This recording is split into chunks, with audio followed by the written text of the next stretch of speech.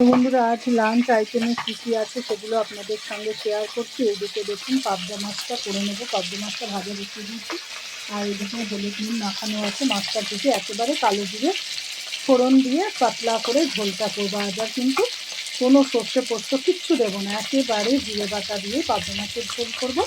আর এইদিকে আমি না লাউ ঘন্টটাকেও করে ফেলেছি। আর এইদিকে রয়েছে,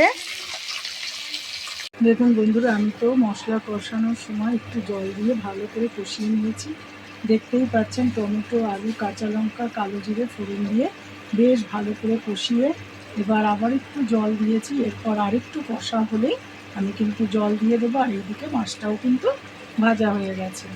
বন্ধুরা, মশলাটা বেশ ভালো করে কষানো হয়ে গেছে। এবার দিয়ে দেবো আমি গরম জলটা।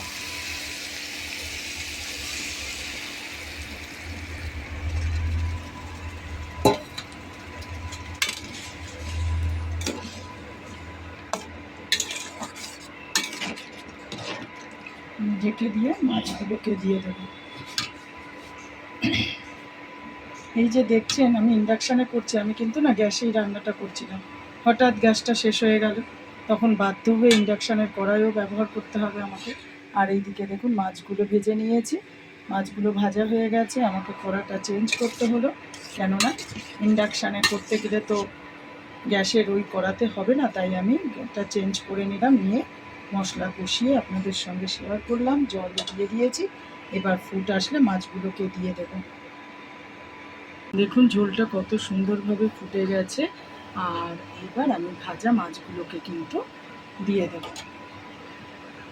মাছগুলোর সাইজগুলো বেশ বড় বড়, দেখুন একবার। এবার আমি এক এক করে মাছগুলোকে কিন্তু ঢেলে দিচ্ছি। এরপর আবারও কিন্তু আমি ঢেকে দেব। এইভাবে সবসময় যে পোস্ত সর্ষে দিয়ে মাছ খেতে হবে তা না, এইরকমভাবে হালকা ফুলকা রান্না করে ধনেপাতা দিয়ে খেতে কিন্তু অসাধারণ লাগে পাবদা মাছ। আপনারা সব হয়তো ভাবছেন পাবদা মাছ এইরকম হালকা ফুলকা করে খাওয়া, আপনারা করে খেয়ে দেখবেন, অসাধারণ লাগে। কার কার এইরকম হালকা ফুলকা পাতলা করে মাছের ঝোল খেতে ভালো লাগে পাবদা, আর কার কার সর্ষে দিয়ে খেতে পোস্ত দিয়ে খেতে ভালো লাগে, তারা কিন্তু অতি অবশ্যই কমেন্ট করে জানাবেন। আমার কিন্তু সব রকমই ভালো লাগে।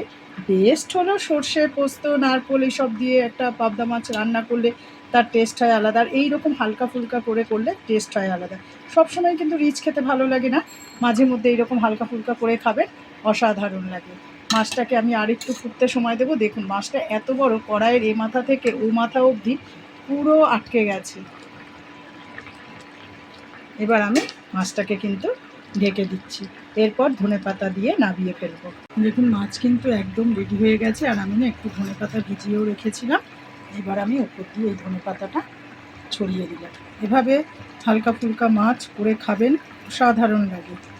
শরীরেরও পক্ষে ভালো, সবসময় সর্ষে পোস্ত কাজু এসব খাওয়া উচিত নয়। এভাবেই আজকের মাছটা আমি রান্নাটা শেয়ার করলাম। যদি ভালো লেগে থাকে করে খাবেন, এটি অবশ্যই লাইক কমেন্ট শেয়ার করবেন। আর এইদিকে কি কি রান্না করেছি সেগুলো তো শেয়ার করলাম। আর এইদিকে দেখুন আজকে না আমি একটু লাউ আলু দিয়ে তরকারিও করে নিয়েছি। এই হলো আজকের লাঞ্চ আইটেম। যদি আইটেমগুলো ভালো লেগে থাকে অতি অবশ্যই লাইক কমেন্ট শেয়ার করবেন। ইউটিউব চ্যানেলটা ফলো করলে অতি অবশ্যই সাবস্ক্রাইব করে দেবেন। এরপর দেখা হবে আপনাদের সঙ্গে আমার আবার একটা অন্য রান্নায়।